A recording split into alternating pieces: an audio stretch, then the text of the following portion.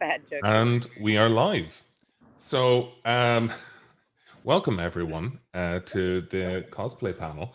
I am joined by Chris, Mira, and Siska, who is somewhere in the background in that concrete jungle. She's trying very hard to get logged in. Oh, yeah. Yeah. Excellent. There she is. We will see her shortly. Oh, there she goes. There she goes. Excellent. You go stand over there. I was sitting nicely and comfortably in my car. Well, go sit in your car. Well, I know We're not grown up. weird. It's a whole thing.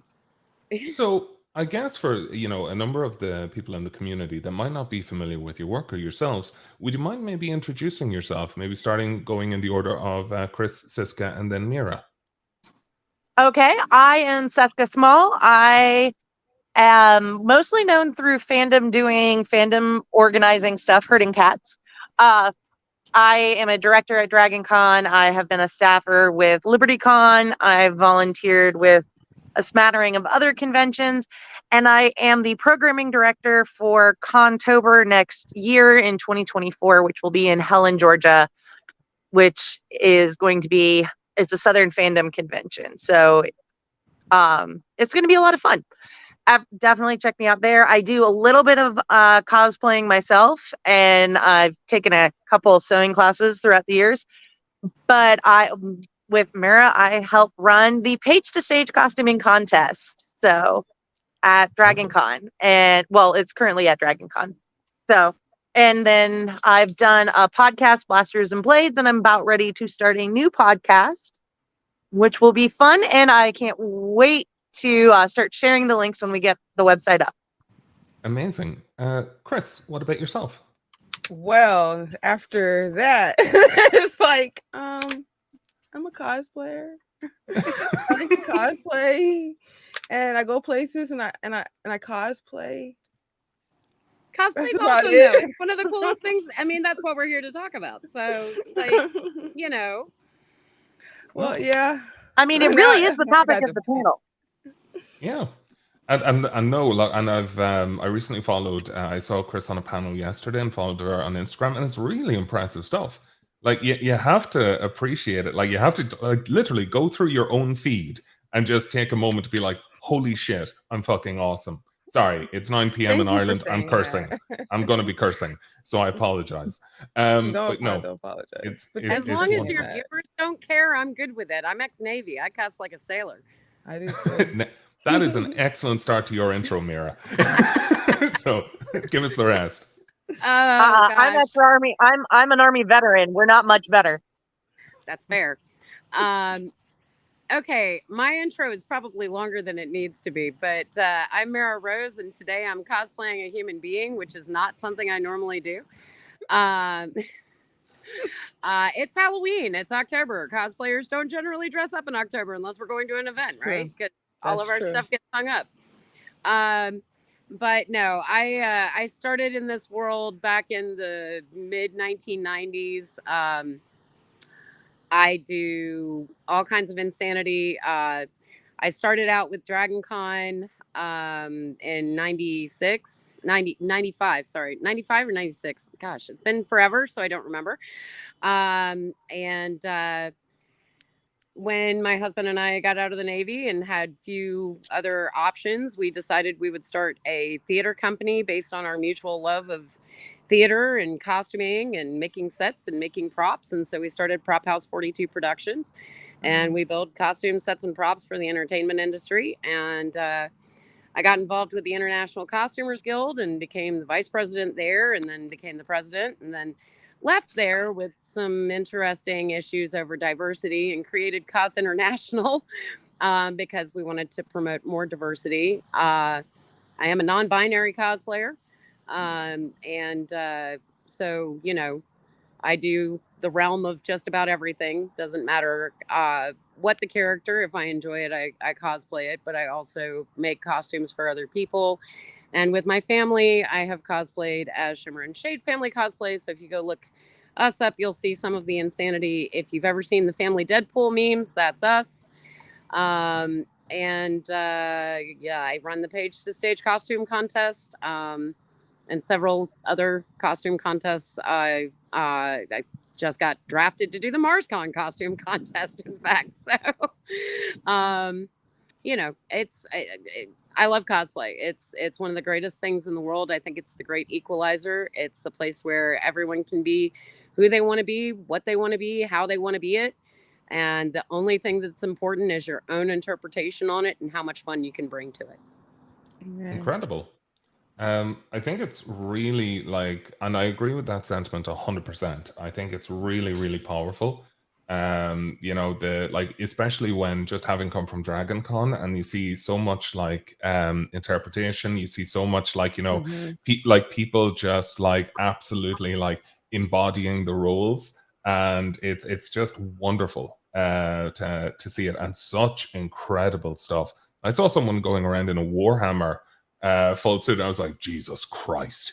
Like how like as in like how many thousands of patterns did that take? Actually, I talked to him after the masquerade because I was just absolutely head over heels over that build, and we were talking about some of the stuff that he did with it because I'm big into tech in cosplay. I love it when we can add LEDs and Arduino and Raspberry Pi and make things light up and make it interactive.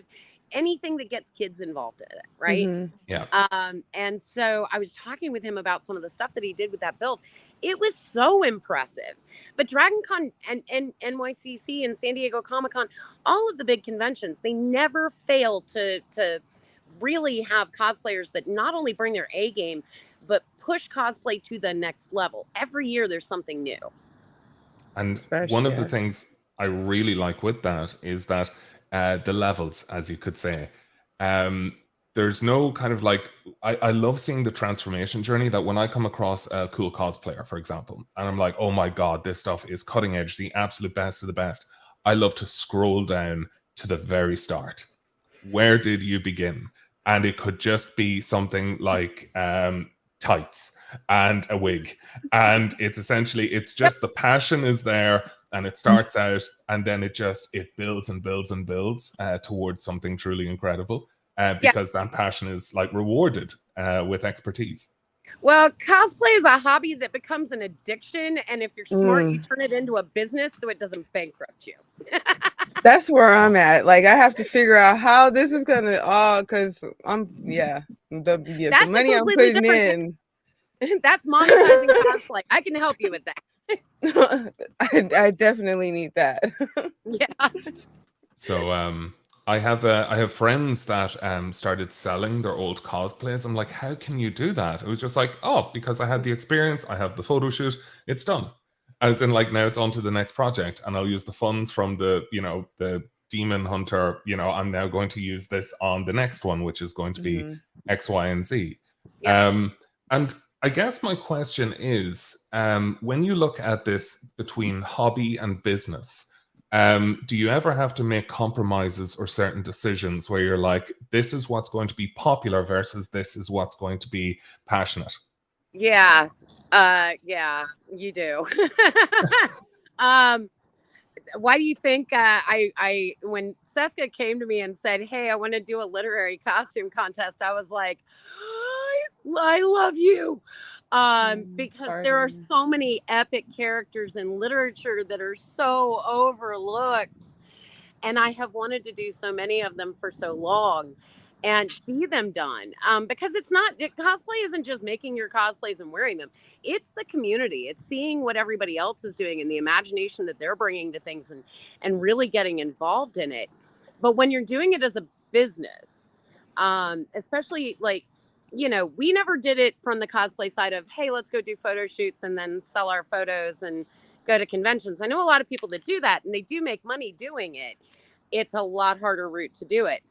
But I think the vast majority of what our choices were is, what is a judge going to see and recognize? What on the cost and contest side is going to reach that international level and speak to a judge or speak to an audience and get them involved?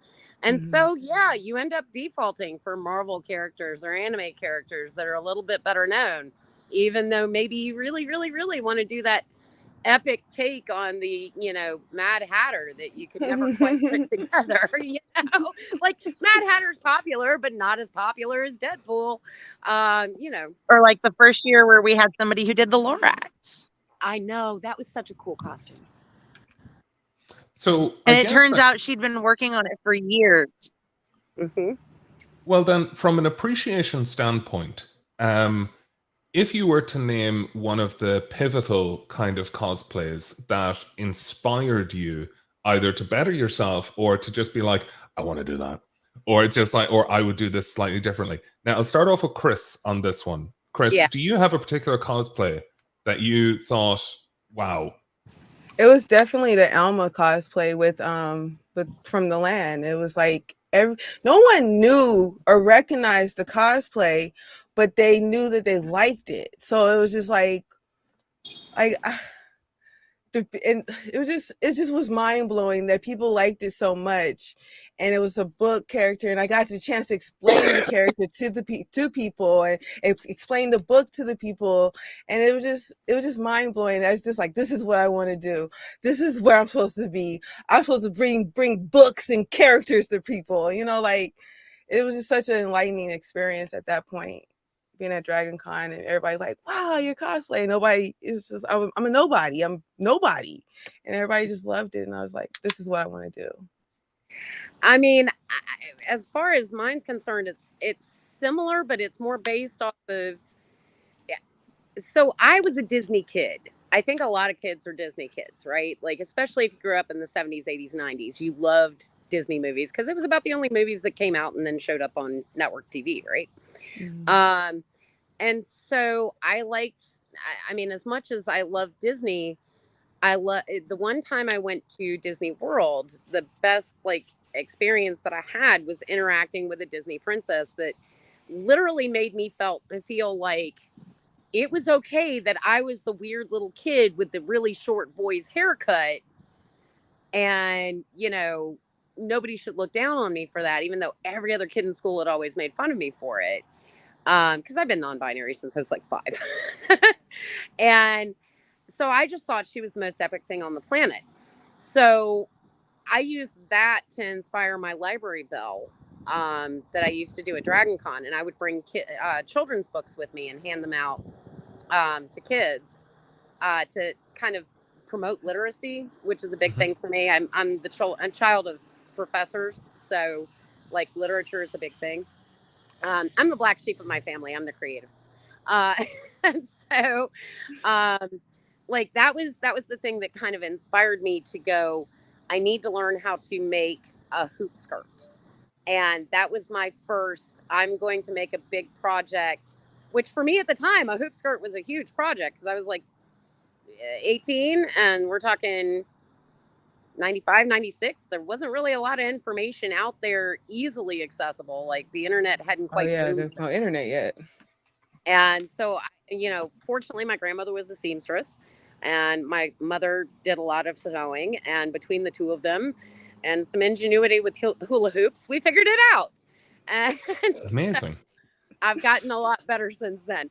But, we've, over the years, everybody I see inspires me. I mean, I can't even tell you the number of people that I meet at a convention and I see their costume and I go, that's epic. Like War Machine, when I was talking with him at Dragon Con, he was talking about some of the things he'd done with Arduino. And my husband and I are now working up plans for some Gundams that we're going to be doing next year.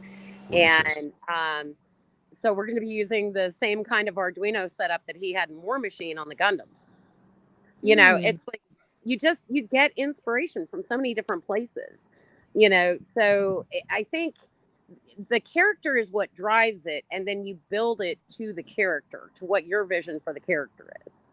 And especially with me, yes, I sew, I'm known as a seamstress, but for about 15 years I was known as the thermoplastics queen because I was the only one that was really doing anything teaching people how to work with what at the time was the leading technology in thermoplastics, which was Wonderflex and Sintra and Foz Shape, which had been around forever. But now, of course, you've got Warbla and everything else, and the tech just keeps growing day by day. So, yeah. So One of the other questions, and I'll get to the viewer questions in a second. I'm just being selfish because I have like a monopoly on this. When you said about I guess the Disney princesses, for example, which was an inspiring point at the start, and yes, I was a Disney kid growing up. Do you think that a lot of people feel held back by the kind of maybe the restrictions of maybe size, or like the size of, where people are like, you know what, I can't do this authentically, or I couldn't do this justice? Now, I will say before this is like at Dragon Con, I was amazed and delighted to see the body positivity in so many people taking on those riskier ones, and it was just wonderful to see. I was just wondering, like, what's your take? We have a huge movement at Dragon Con for body positivity. There's also an amazing group run by Bar Fox called Cosplay Your Way. In fact, they have a documentary, and I suggest you go check it out because it's epic. It's just so cool. I've seen that. And then in addition to that, Dragon Con actually pioneered the adaptive cosplay movement. I know because I'm the one who started pestering Lee for the panels 15 years ago or 10 years ago. I don't know. Time is moving. But adaptive cosplay is basically tailoring a costume to your body so that you can wear it comfortably no matter what your needs are, whether they be, because you're a plus size cosplayer or because you have a disability or a mobility impairment, anything that you need to basically be able to cosplay the character. And so one of the greatest things about that movement, and one of the reasons why Dragon Con has always been home, is because it does not matter what you look like or what your background is or anything else. You make it, you wear it, you're going to get positive feedback on it. And the guys that maybe say something that's horrible, there's 30 people behind you going, hey, shut up, no, that's not cool, don't do that, man. Because cosplay is all about embracing and supporting each other and our love of fandom and our love of these characters and our love of being able to do these flights of fancy. And so, yeah, I mean, you may not be able to tell by the headshot, but I haven't ever been a regular size cosplayer by any stretch of the imagination. And so I think it's really important, representation matters in all shapes, forms, sizes, colors, creeds, religions, backgrounds. We have some amazing hijab cosplayers that have pulled off some epic Disney princesses that, honest to God, changed my entire view of how Disney should have cast characters. Okay. I mean, like, there are just amazing things that can be done through cosplay. It's an outreach. Completely agree. So we did have a great question from Lars that Nathan. I mean, one of the reasons I got into. Sorry, go on, Siska. Oh, I was going to say one of the reasons I actually got into sewing was because my body shape wasn't the standard body shape. And then I was like, well, if I'm going to sew, I might as well make something I like. Yeah, fair. Absolutely. It's like you're the one that's going to be wearing it. So it's just like, that's it. So one of the questions that kind of came up with Lars and Nathan touching on it was, a huge part of cosplay tends to be mixing up different cosplays in one, like Superman, but taken over by Venom. Do you do that, or do you stick with one single origin? I love mashups. Are you kidding me? Right now, I'm working on a mashup. I'm working on a Nicki Minaj Batman mashup because she's always like, "All you bitches are my sons," and Batman, the sons of Batman. And then then after I get done with that, because I'm like in the middle of that one. When I get done, I'm gonna do Joker, Lil Wayne, so I can do videos with them too. Oh my God, I cannot wait to see those. So that's what I'm working on. You have to send me a friend request on Facebook. I want to see these. I'm great. Absolutely. Absolutely. Those are epic. I mean, our biggest mashups have been things with Deadpools. I mean, we're just known as like the crazy Deadpool family. My husband did Deadpool, self-promoting Deadpool once. And it was like the fourth wall break within the fourth wall break. We love to do the Harleys and the Deadpools and the craziness there, but we've mashed up quite a few things. I mean, Dragon Con's known for its fandoms and cults, right? So Dragon Con's also known for its mashup. That's fair. I'm the brainchild behind the Marriott Carpet Cheerleaders. I'm sorry, and you're welcome. But we also did the Mad Max Mario Kart mashup. Um, we did the Miss Peregrine's Greatest Showman mashup, the Circus of Oddities and Eccentricities. That was great. Um, we do some weird ones. I mean, it's just we'll be sitting around, we'll come up with something, and one of the kids will go, "Yeah, let's do it." I have 5 kids that all cosplay with us too, by the way. Um, Amazing. Wow. and they're all they all have genetic disabilities, and 2 of them are mobility impaired. So the biggest thing is, how do we work in their mobility equipment? So the whole reason for the Mad Max Mario Kart mashup was because it was my son's first year at Dragon Con, and he didn't want to go on stage for the first time at the masquerade in a wheelchair. And so we took Power Wheels and turned them into Mad Max Mario Karts. Incredible. And it was a blast and a half. Of course, the battery died on stage because we tested it so many times before, but Was he okay? it could Oh. always be worse. But yeah, no, it was a lot of fun. So, I mean, we just He's definitely learned to make sure he charges his battery. So inevitably, it's just one of those things. If somebody comes up with an idea, and then it's like, that would be kind of cool to add to it. But mashups are a ton of fun.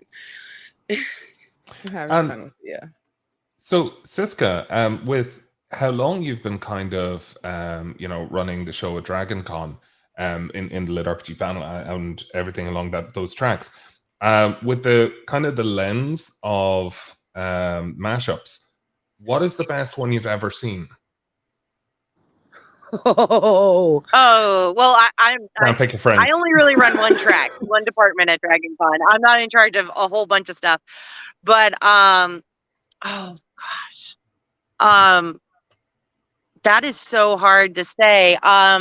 there are At too Page many to Stage, we have good. there aren't as many mashups on Page to Stage in competition, but I think oh my goodness, I'm totally spacing.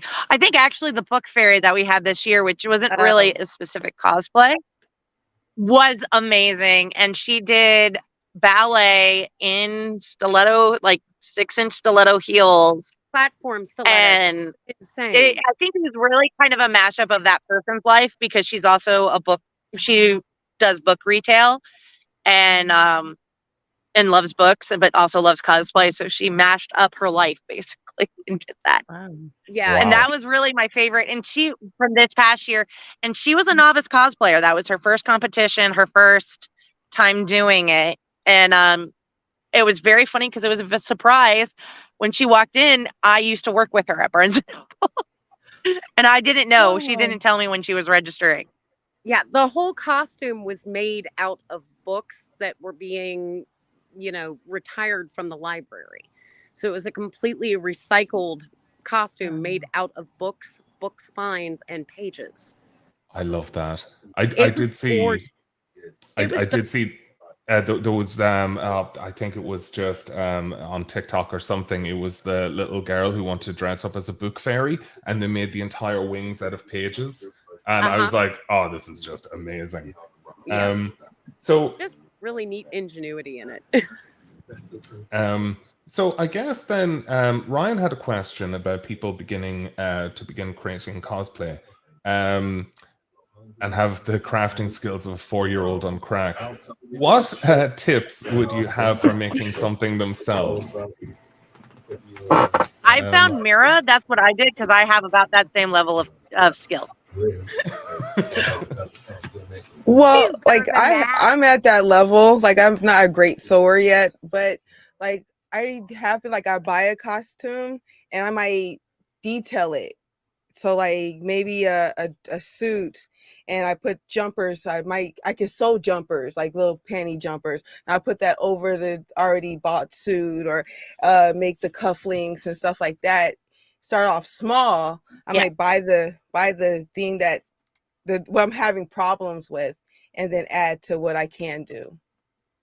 I mean, my first cosplays were stuff that I actually, amazingly enough, that I bought at, and I kind of styled and accessory, because they were more urban fantasy and science fiction, literary science fiction. So it was a little easier on the sewing level, but I use Talbot's and Ann Taylor and Banana Republic items. So you can take stuff Yeah. and definitely massage it into a look. I mean, the That makes reality sense. is you don't have to build a costume from base to cosplay. It, you know, there's this huge thing in the costuming community over whether cosplay is really costuming, and you know, is there a difference between costuming and cosplay? And here's the reality: unless you're entering a competition that requires that a certain percentage of it be made or fabricated, it doesn't matter how you do it. You Just do just do you. it in a way that makes you feel comfortable, that you're enjoying playing the character, and you feel represents your interpretation of the character. Use things you find. I mean, heck, when my kids were little, yes, we made a lot of stuff for them, but there were a lot of things that we just went to Goodwill, and we Mhm. would go to Goodwill. We would wander around the store. We'd be like, okay, we want to do a Red Riding Hood, talking about mashups. We want to do a Red Riding Hood, Freddy, from Five Nights at Freddy's. Yes, I have interesting children. So how are we going to do this?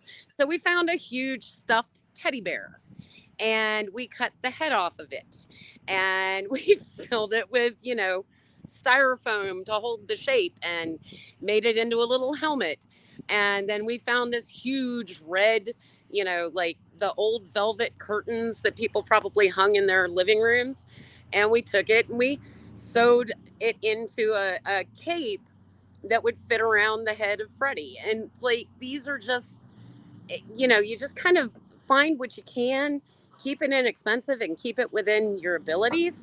You don't Mhm. have to use anything more than safety scissors with foam, to make Freddy Krueger claws.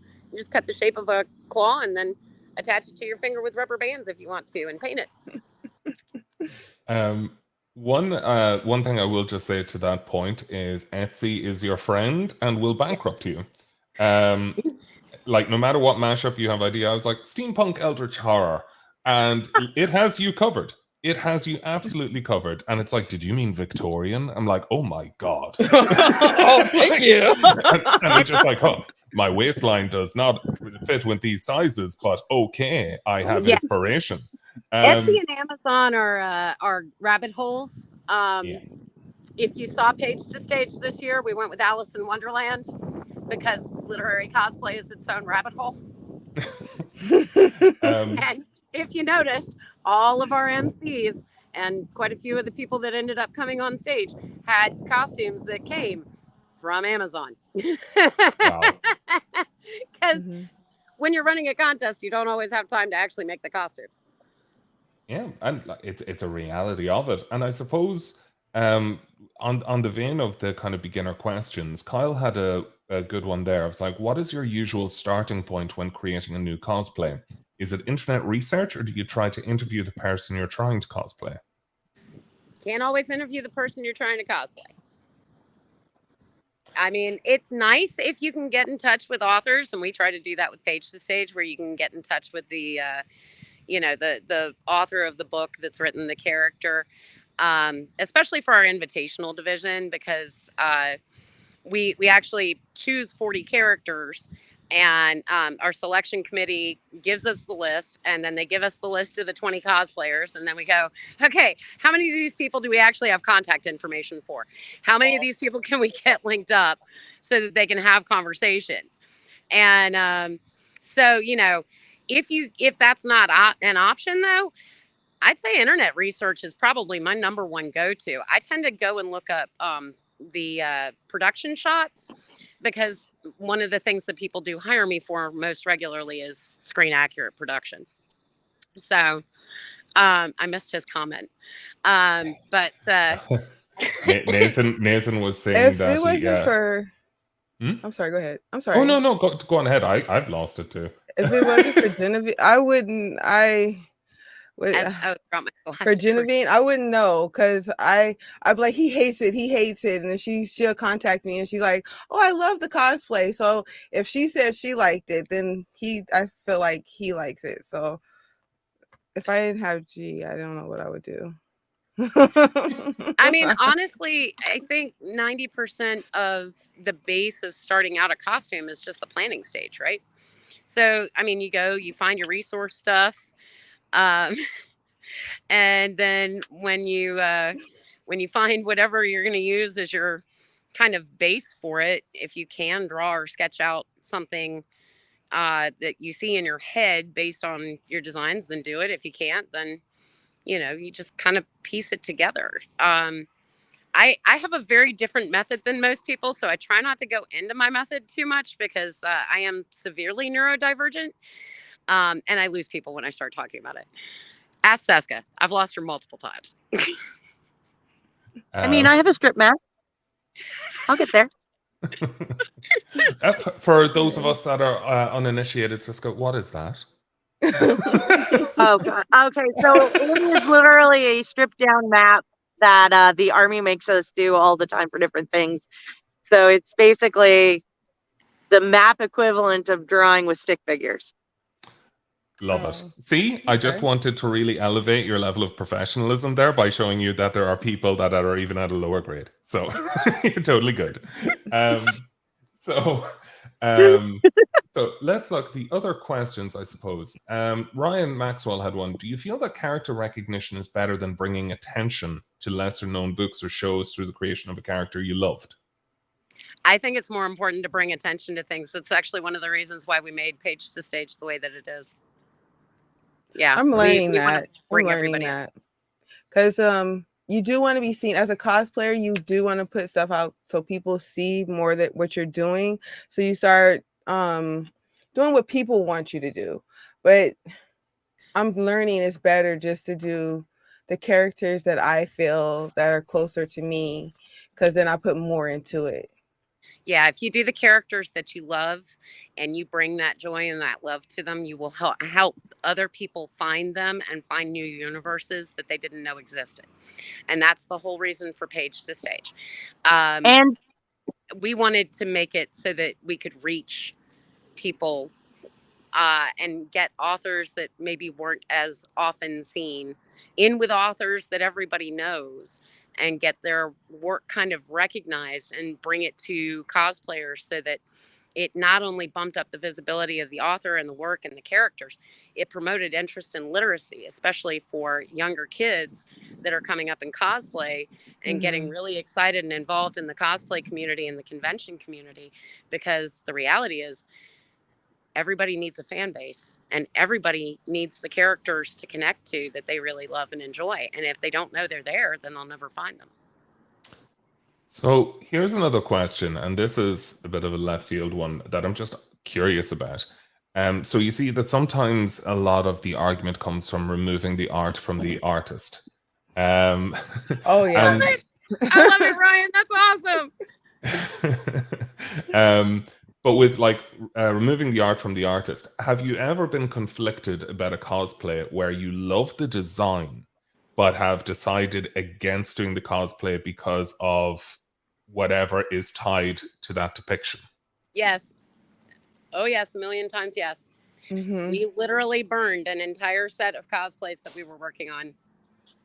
Yeah. My entire family has a very strong base in a certain fandom that became unreasonably toxic because of the author associated with it and her political ideals. So because of all of that, it literally got thrown out the window, which sucked because all of us loved it. All of us. But you know what? I'm not there for it. Neither are my kids. No, and you're completely right. And I think that's quite a lesson. It's hard though. Sometimes it's hard because I haven't had to do it with a cosplay, but I did it with a book series. Oh my gosh, you fall in love with the characters and you've been loving this character for so long, and then the artist does something that's like, or say something, or their beliefs, they share their beliefs, and it's like, huh? Yeah. And it's like, oh, it's so I know. conflicting. It was heartbreaking. I've had that happen. I had that happen for a book with an author, but it was not the one that probably everybody else is thinking of, because it wasn't an ideology belief that they shared. It was they were involved in some crimes. Yeah, And Yeah. so I stopped reading them. And unfortunately, like there's an entire group of people who've asked me to do book panels on books from them because they did help shape fantasy literature, but I'm not willing to dabble in opening up that box of worms. yeah. My youngest, actually, the year that my youngest was born, one of the first cosplays that she ever did after Deadpool. Yes, we had a 3-month-old baby Deadpool. There are pictures. Um, but one of the first cosplays that she did was as this adorable little owl, and now you know which fandom I'm talking about. Yeah. And the next year, uh, things started to come out, and we were like, "Oh gosh, I hope none of this is real." And within 2 years, it went from "Oh gosh" to literally there was a bonfire in the backyard. And No. I hate to say that, and I know a lot of people will go, "Wow, that's extreme," but you have to remember, I'm non-binary and I have LGBTQ children, and some of those statements go beyond harmful, and the politics go so far into that rabbit hole of damage to an entire community that there is no way to support it. No, I absolutely. understand. It Totally sucks. understand. So to go on to a much brighter topic, Geneva Please. put up a question. Yes, no. As in, like, we needed to have, the entire emotional arc. Yeah, no, As in, cosplay is an emotional arc. I mean, It how many is. everybody that's watching this that's a cosplayer has had that moment where they've gone, "This is going to be so great," and 3 days later they're going, "Why did I get myself into this?" And then a week later they're like, "I've bled on this and my fingers are raw and I Well, have hot it's glue it's burns." not a cosplay unless you've bled on it. That's fact. And and you're like, "God, I just want this to be over." Is it? And then you get to the event and you're like, "Okay, it's done. I'm going to put it on. I'm going to enjoy it. I put all this work into it." And you're like trudging to get there, and then all of a sudden that kid sees you and they're like, the face lights up, they recognize who you are, and you go, "This is entirely why I did it." you've just described every creative endeavor.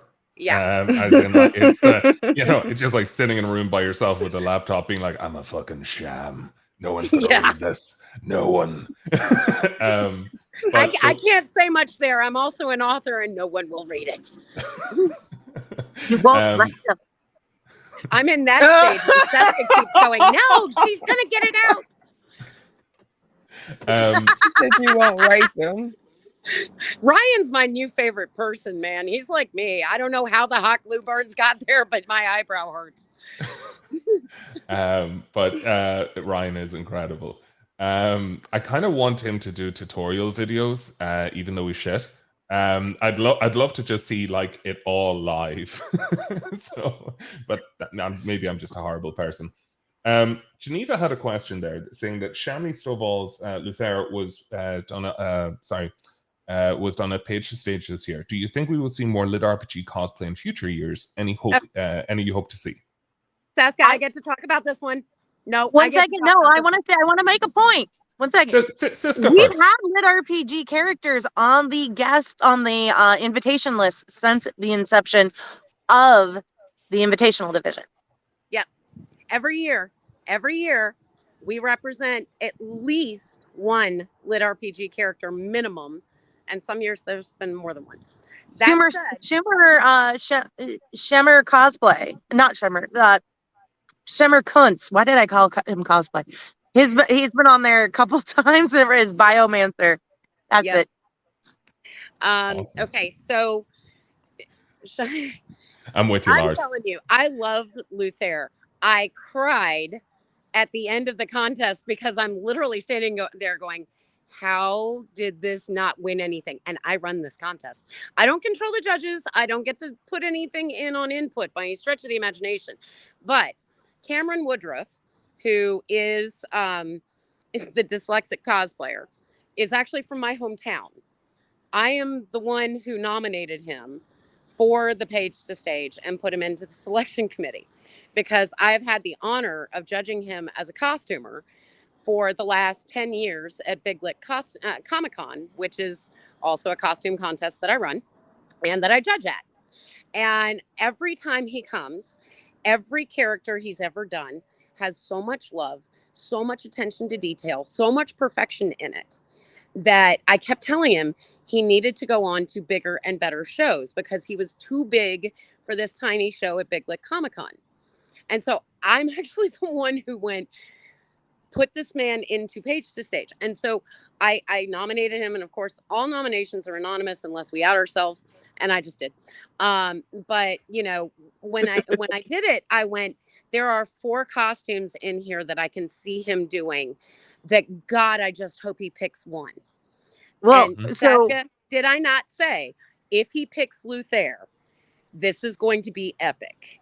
And what you did did. he? I didn't say a word. Like, he didn't So even know I nominated him till after the contest. Okay. she hit on a couple things. That people in the audience may be questioning on. So Page to Stage. We have a website, dcpagetostage.com. We have a Facebook page by the same very creative name, Page to Stage. But what we'd go through, there's a 2 nomination process for the invitational division.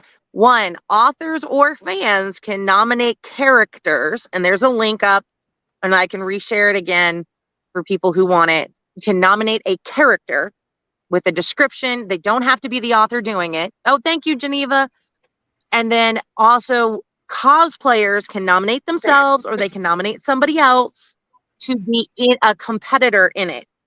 So, Or they and they can can be any apply. skill level. We had a Yeah. woman who he had, or it's nominate yourself, apply. So, we had one person who got nominated 350 times.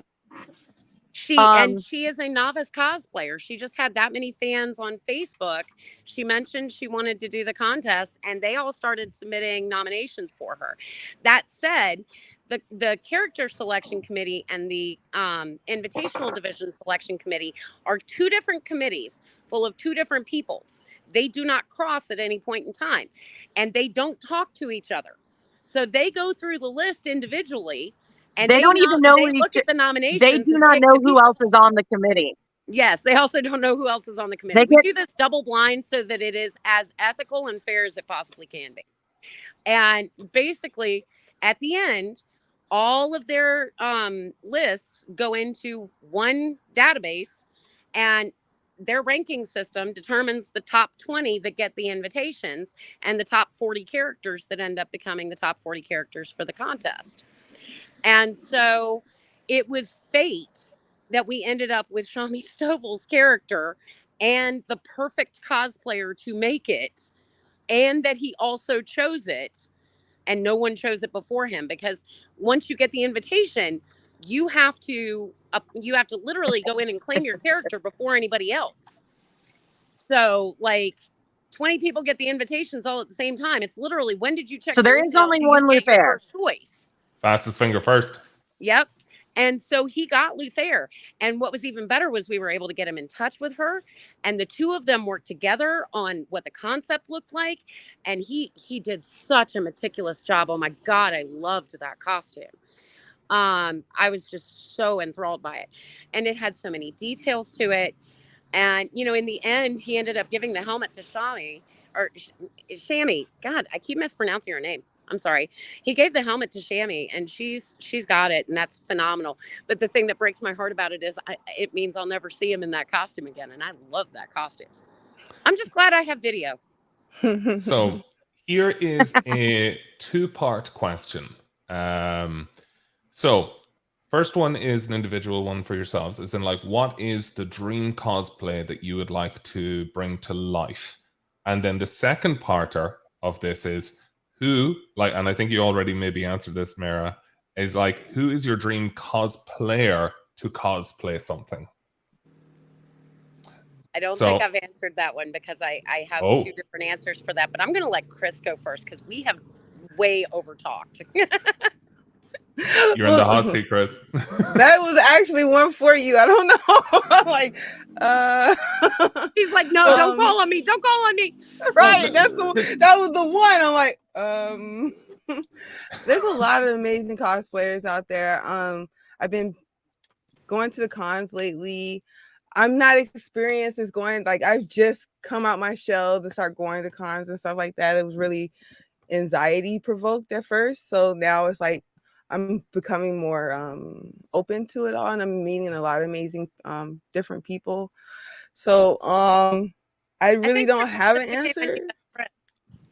Say it again. Oh, that's totally I fine. said, I think you just became my new best friend. We're gonna have to find you some cons to come to with us.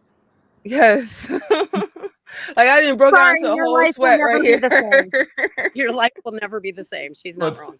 Chris, I suppose the other question though would be like a dream cosplay that you'd like to do. Is there like if you had like infinite resources, infinite time, infinite like skill level, whatever, what is the pinnacle? What would be the one that you would love to do? I want to do from The Last of Us, one of the zombies, but they're not zombies, but the this I want to do all of that. But I don't know, I'm not there yet. But that's the dream. That's the dream. That's fun. Fantastic. That's really fun makeup. So yeah, that's the Awesome. dream. That would be very cool. All right, Seska. I would want somebody to do either one of the Teldrace mages or her rangers / scouts from Mercedes Lackey's Heralds of Valdemar universe. And I would love to see the cosplayer Crooked Feather do that, but I am just obsessed with everything she does. So that, I mean, she could just show up with wings and I'd be happy. Her work is amazing. So She is really, really amazing. Her name's Alexis Noriega, and she's the Crooked Feather cosplay. She's got some really cool stuff. She's actually going to be in Page the Stage next year. So I know I cried with joy. I know she was originally supposed to be in this year, and she had a family emergency, so her invitation was extended to next year so that she can come. So as far as I'm concerned, the big family cosplay that I've always wanted to do that we've never quite gotten the chance to pull off is actually the Never Ending Story. We were going to do Falcor, the Rock Troll, the Snail Rider, and Atreyu, and of course the Sebastian, the little boy, and the Empress. My kids have gotten older, so I don't know that we can pull that off. My youngest is 9. My oldest is about to be 21. Oh my God. And so I'm not sure if the 9-year-old will agree to let me put her in an Empress costume. And I'm not sure that the 17-year-old who's sitting over there beside Seska will ever let me dress her up as a snail rider. That's my daughter. She had to come to IKEA with us. We had a little moving emergency. Pretty much all of my dishes were destroyed in the move. So sorry. That's why we're all at IKEA. But as far as like, if it's not a family cosplay, the one that I have been working on for almost 10 years now, and I don't know if I will ever finish it, because it's one of those projects you start and you have an image and it's got such meaning to it that you just don't want to put it out there until it's done exactly the way you want it. Mm-hmm. The magnum opus. Are you familiar with the Firebird, the ballet? I personally know. Okay. Well, so it's a ballet. For some reason, my brain is completely blanking. I think it's Tchaikovsky, and that's really sad because I actually started my life as a musician, so I should know that right off the bat. But my mother was a ballerina, and she danced in the Firebird, and so I had this construct in my head that I wanted to make that was the Firebird with a set of completely automated wings that moved into the various ballet positions as I used them. And I ended up, I have tweaked and retooled these things so many times over. And I don't feel like I'm doing it justice. So I've never put it out anywhere yet. And so this year, my mother, for my birthday, because she knows I've been working on this forever, and she's getting older and she's afraid she's never going to see it, gave me a phoenix on a necklace. That's to beautiful. Remind me to finish what I started. So you won't even let me see it. That I know. I haven't let anybody see it. I'm like, the wings really, this is one of the things that made me so excited about the Arduino controllers and the way that the Warhammer guy used them, because honestly, some of the things that he did made me rethink the design. But I mean, if I can ever finish it and tweak it, it'll go in the Friday night costume contest. But that's mine. As far as what I'd love to see somebody else do, oh my God, I have about 5 million cosplayers I could give you. Brian Patrick is an epic cosplayer. He did a Pluto Rococo version at Page to Stage 2 years ago and won the Invitational Division. And then we brought him on as the assistant coordinator for the show because he's just a phenomenal talent and he's really, really good at organizational stuff. And well, you know, you need that in costume contests. And this year he brought a Sith Scar mashup. And when I saw it, I went, I don't know why, but for some reason, I want to see this man do a true Nordic snow queen from the Nordic fairy tales, like the ones that Elsa is based on, with the full, you know, almost like if you ever saw the White Witch or the White Queen from Narnia, it's kind of the same aspect that they used to make her costume in the Narnia movies. And I would love to see him do something with that. Then you have the two fellas that are absolutely the forefront of the Cosplay Your Way movement. And that's Bar Fox and Dean's List, Walter Dean. Two absolutely phenomenal talents. And they do so many epic characters. And they've done so many epic superheroes and all of that stuff. For some reason, I am desperate to see them do Spawn and the Violator. Fandom. I don't know why, Oh. but for some reason, I feel like they could pull it off really, really well. And so, like, every time I see them, I'm like, I should talk to them about that. And then I never do. So now they're going to watch this and I'm going to go, hey, so I wanted to talk to you about a cosplay. Send them the video with the timestamp. And Right, also, exactly. you were correct with Stravinsky, so your heart can be well, like the musician in you is happy. You were correct. Thank you. It is Stravinsky. I don't know why I said Tchaikovsky. I knew it wasn't right. No, we all heard Stravinsky. Like, that works. Yeah. I have the violin part in my head, and I'm going, I know it's not Tchaikovsky. What are you doing? I also looked up Brian Patrick. Holy shit. Yeah, as in really, really good. Yeah. But yeah, like it's Ryan, I would do Sailor Moon, but it would look like a Sailor Moon raided a Krispy Kreme for several months straight. Now, Ryan, that might be good. Crispy. That might be a good one.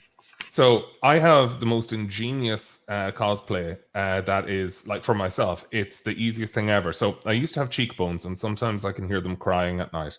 But now I'm like, I can go as Steven Seagal. And everyone's like, really? I'm like, no, not from back then in Under Siege. Now, the current geriatric, large Steven Seagal. All I need is orange glasses and a black shirt. And everyone's like, I'm just going to say this. I'm just going to say this right now. He said he needs a black shirt while wearing a black shirt. Yeah. Okay, so amazing things are possible with makeup. You may have thought you lost your cheekbones. Get some contour. Let's do some work. I can make that happen. Mara, like, I want you to look at my Facebook profile picture. I will send it to you. We did Two-Face a number of years ago, and I had a 3-piece purple suit, and I spray painted half of it black, the other half was purple, and we did the green, green, and it was unbelievable. And I love Two-Face. It's a great character. I stood at a bar with the normal side, and then when the bartender came over, I turned around and she dropped the glasses. And I'm like, oh shit, I'm so sorry. And she's like, unreal. So that's it was epic. I love it so much. I mean, you know, one of the nice things about developing all of these skills and you know, I am not a person that sits still well. Okay. As you probably noticed, I'm making you dizzy walking around, right? No, not it's fine. Not at all. So anyway, no, I don't sit still well. So when I start learning things, I try to learn everything that I can. Like I said, profoundly neurodivergent. Profoundly. Okay. This is 30 years of social skills training you're seeing right here on this phone. So I started with sewing. I went to thermoplastics. Then I started doing makeup. then I start like everything I could get my hands on to learn, I did. And that's really what cosplay is all about. Like, if Mhm. you're going to start crafting cosplays, just pick up a skill and learn it. You think you'll never use scrapbooking anywhere else? I guarantee you can find a way to use scrapbooking in cosplay. Go look up Shimmer and Shade Family Cosplay. If you never thought you would use all of those wonderful decoupage and the crepe paper techniques that they taught you to make little eggs when you were in kindergarten and first grade, That's yeah, go look up Shimmer and Shade Family Cosplay, look at the Aquaman family cosplay, and look at the seahorse we put on my son's wheelchair. That is all paper. So, like, incredible resource, and thank you for that. What I kind of want to do with the last 3 or 4 minutes is that if we could just kind of go around the panel and maybe just tell us your socials. I know Geneva was kind enough to put the DC page to stage, but your own personal ones, and maybe how we can find you and follow you and support you. So could we start with Crystal? I am Crystal, also known as Chris Wilson. That's my alter ego on Instagram, CRYS_Wilson. Perfect. And Siska. I am Seska Small on Facebook. Most social media, I think it's Fantasy Page to Stage on Instagram, and Doc Seska on TikTok. So with my last name is Small. So, small, like the small amount of words people use on this panel. 50% of us may not, be. Are you on the same panel? Because they put me on this, and I talk. No, I'm being funny. I'm being funny. It's like it's a small world after all. Of course I rule it all. My last name is Small. Oh, God. I thought you rolled down the rabbit hole again. Anyway, sorry. Mara, and how can we find you? What are your socials? What's your company? How do we support you? Well, if you want to find me right now, I'm in hell with a car horn honking in IKEA's parking lot. No. God, that's obnoxious. Apologies. Okay, so as far as finding me online, DCPageToStage.com is the page to stage. PropHouse42.com is Prop House Production. Oh, thank God. Sorry. Like I said, I mentioned neurodivergent, right? Ow. So PropHouse42.com is the professional website. It is under development at the moment, but it is there. MaraRose.live, also under development. And then you can find me on Facebook at Mara Rose. There are 2 profiles. The public one has the Iron Throne of Westeros that we built on it. The personal one, if you are looking for assistance with actually making cosplays, building, etc., that one is the one that has the Marriott carpet pattern header. And then where else can they find me? Oh, you can find me on Ebony. Wonderful. And well, look, Server 1400. We're also looking for Battlefield people. I'm an e-gamer, so she. Excellent. Well, look, all of those are in the chat now. Thank you very much, Geneva. It has been an absolute pleasure. Yeah, thank you everyone for joining us. Thank you. And next time it won't be from IKEA, I promise. Even if it is, the content is good. All right. Yeah, you're great. Geneva, you can probably cut us off whenever you feel the need.